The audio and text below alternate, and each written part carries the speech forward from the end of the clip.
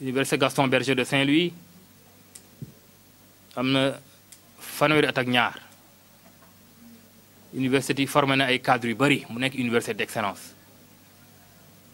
Excellence nag dafa ànd ak sacrifice te gëm naa ne sacrifice yooyu enseignants yi personnel administratif bi même ay étudiants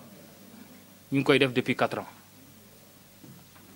mais booy def sacrifice boo bëggee am lu normal il faut ñu éviter di am ay grève parce que aussi li ñu war a éviter mooy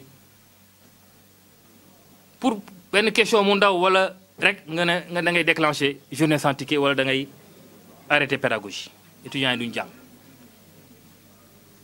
Université bu exister jàng la ñuy wax d'abord fii ku fi ñëw pour université li la njëkk a indi mooy jàng. Octobre 2021 le 8 octobre monsieur le gouverneur de Saint-Louis daf ñu dajale pour ñu signer benn protocole ak représentant d'étudiants yi. Protocole boobu ñeenti poñ ñoo ci nekkoon mooy problème mu assainissement bi problème mu wifi bi ci campus social bi problème mu voirie interne mooy yoon yi nekk ci biir université ak problème mu ndox. damay dugg rapidement ci question bu nekk ci yooyu question assainissement bi entreprise bi koy def mu ngi tudd ECOR man mii fekk naa ay réunions yu bëri yu ñu def ak ñoom fii yoo xam ne dañuy invité étudiants yi ñoo bokk ci pour xam li xew.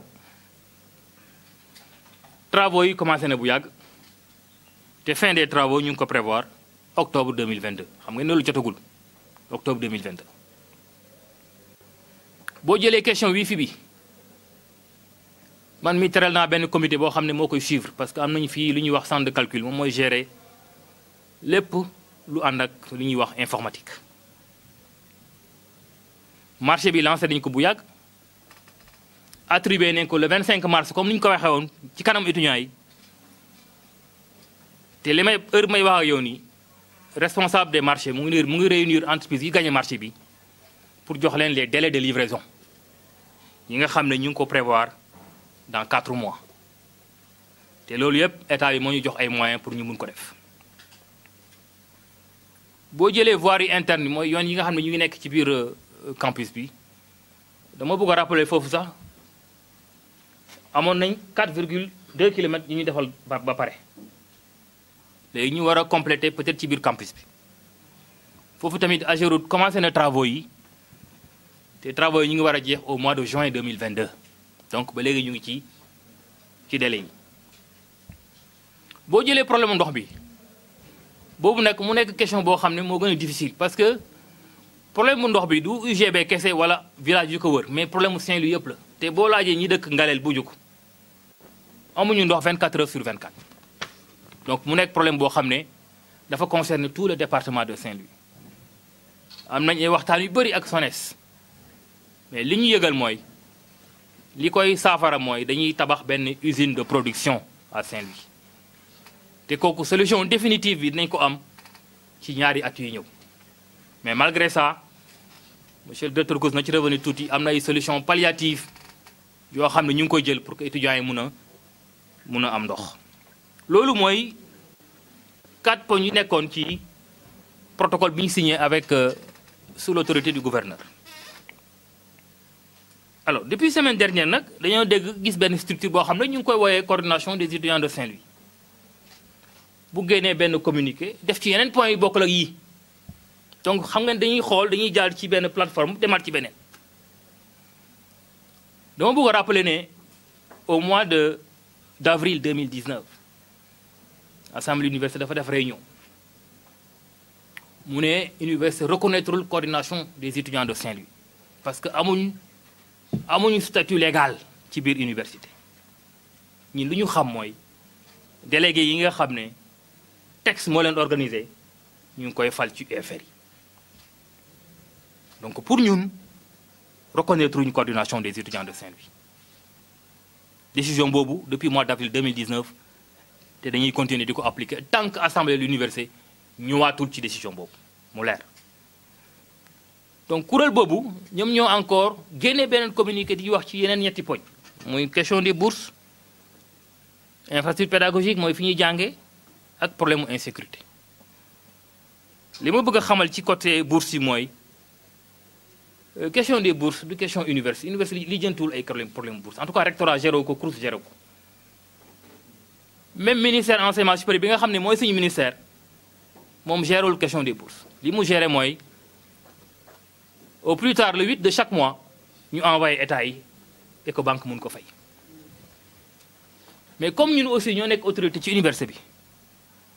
bu ñu xamee ne am na problème boo xam ne bu ñu ko lijjantiwul mun nañu indi ay difficultés surtout sur le plan pédagogique ñu jéem a xool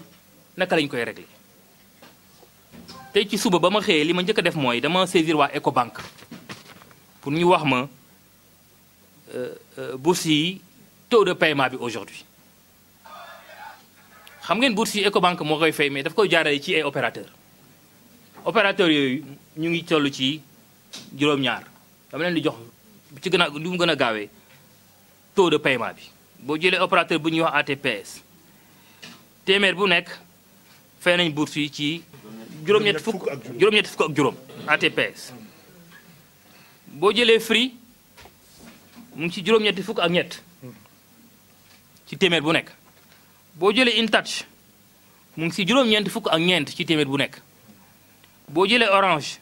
mu ngi ci juróom-ñeent fukk ak juróom-ñaar ci téeméer bu nekk boo jëlee César mu ngi ci juróom-ñeent fukk ak benn ci téeméer bu nekk boo jëlee Wave fay nañ bourse yëpp ñu ngi ci 100% te boo jëlee Wizall mu nekk juróom-ñeent fukk ak juróom-benn boo defee tey moyenne bi bourse Université Gaston Berger yëpp fay nañ ko ci autouru téeméer bu nekk fay nañ ci juróom-ñeent fukk ak juróom xam nga ne loolu taux bu acceptable 95%. nga jël wàllu infrastructure pédagogique mooy fi ñuy jàngee loolu dama bëgg a xamal étudiants yi ñoom sax war nañ ko xam que infrastructure pédagogique du université moo koy tabax léegi dafa am ay textes yu changé université mënul tabax tey infrastructure pédagogique. semaine dernière le président de la République daf ñu réunir université yépp ñu waxtaan te loolu bokk na ci question yi nga xam ne wax nañ ko mu jàppale université yi ci mesures yi nga xam ne président wax na ko bu ci njëkk mooy ñu terminer chantier yi ci université yépp bu ko defee ñu mën a améliorer en tout cas fi xale yi jàngee loolu dina tax aussi ñu am améliorer suñu performance ci université yi mu des maintenant question insécurité foofu du ma ci sori trop parce que suma collègue bi dina ci revenir donc boo xoolee question yi ñu soulevé nii yëpp ah man de gisuma loo xam ne jar na fi grève wala jar na journée sans ticket te ñi fi nekk yëpp xam naa ne gisuñu ko Université Gaston Berger de Saint-Louis nekkul université bi rek moo fi nekk Sénégal am nañ juróom-ñetti université problème yi am na fépp mais li ñu constaté mooy UGB rek la ñuy dégg ci rajo yi te pourtant problème yi peut-être feneen même la ëppee loolu nag lañ bëgg a soppi te loolu bu ñu ko bëggee soppi il faut ñëpp ñu nekk benn ñu xool lan mooy tax université jëm kanam ci loolu lañ nekk depuis qu'on est là ci loolu lañ nekk ak ñi fi nekk yëpp ci loolu la ñuy liggéey li ma wax léegi rek collègues yi seen bopp da ngay gis koo xam ne njabootam mu nga Dakar mais dina toog 2 mois 3 mois du dem seeti njabootam parce que mu ngi fii di jàng di jàngale pour que cours yi mun a ñu bañ a am retard ci calendrier académique loolu yëpp ay sacrifice la mais sacrifice yooyu bu ñu bëggee aussi mu jur dara il faut ñu def lépp ci jàmm loo xam ne jarul grève jaruñu ci dem grève parce que question yi ñu fi wax yëpp am na ay solution ñu ngi ciy liggéey benn boo ci jël échange bi sax exeegul donc vraiment ñu ngi ci bëggoon rappeler loolu léegi nag problème bi nga xam ne Université Gaston Berger moom la gën a am mooy calendrier académique bi parce que année dafa am fu muy commencé dafa war a am fu mu terminé 2018 Université Gaston Berger perd na une année perd nañ fi une année ba ñu ñëwee 2018 ñu waxtaan ak ñëpp ñu leen ah université nag bu ñu bëggee mu jëm kanam il faut mu bañ am retard pédagogique ci lañ nekk mais retard pédagogique mënoo ko dindi bu fekkee da ngay am ay grève toutes les 2 semaines tous les mois da nga gis benn grève étudiants yi bu leen neexee ñu dem grève kenn mënu leen ko aaye ni mu amee groupe boo xam ne dañoo bëgg a dem grève noonu la amee groupe bi ko ëpp ñoom dañoo bëgg a jàng te ñooñu dinañ jël toutes les mesures pour ñu permettre la ñu jàng def seen examen def seen i devoir ñu mun leen a évaluer kuy grève na nga grève mais bul yàqal ki bëgg a jàng mu jàng te dinañ jël disposition yépp étudiants yi bu ñu ci identifier ngay yàq enseignement jàmbur wala ngay perturber devoir wala examen comme ni ko université waxee dañu la traduire en conseil de discipline te décision yi ñu fay jël kenn mënu ko changer loolu dama bëgg mu leer parce que université aussi amul calendrier boo xam ne saa yu la neexee da nga koy modifier déedéet université normale boo dem ñii dañuy commencer octobre pare mois de juin mais il faut ñu respecter calendrier moo tax dinañ demander UFR yëpp ñu xool seeni calendrier académique en tout cas calendrier yi nga xam ne fixé nañ ko dinañ ko yóbbu assemblée d'université ñu fixé ko boo xam ne kenn dootu ko laal ak li mun a am nag grève o ñàkk grève calendrier bi kenn dootu ko laal dootuñ génn ci intervalle boobu dinañ def suñu enseignement nañ def suñu cours nañ def suñu évaluation nañ def suñu examen kenn dootul laal calendrier yooyu te situation bi ñu nekk nii bu continuer UFR bu nekk dina réunir xool est-ce que mënante nañ def benn session wala ñaari est-ce que mënante nañ def ñaari session décision bu ci mënta jël bu ko assemblée université appliqué kenn du ci ñëwaat parce que li ma ko waxee tout à l'heure fii assemblée université mooy dogal te li mu dogal loolu la ñuy mettre en application ak nu mu munti demee donc bëggoon rappeler loolu ci côté pédagogie bi fi ma bëgg a jeexalee nag mooy sensibiliser étudiants yi sensibiliser parents étudiants yi sensibiliser anciens UGB yépp université dafa am label ñëpp dañ ko war a topp université boo xam ne dafa amoon retard académique ñii di góorgóorlu di ko wàññi il faut ñëpp jàpp ci pour que mu dox ñun ñëpp ñoo fi nekk en tant que autorité ak ñi ma wër mooy directeur du UFR yeeg syndicat yi ñun ñëpp dañoo war a liggéey xool interuniversité fan la nekk te aujourd'hui université Gaston Berger xam nga lu mu laaj jàmm grève moo baaxul fii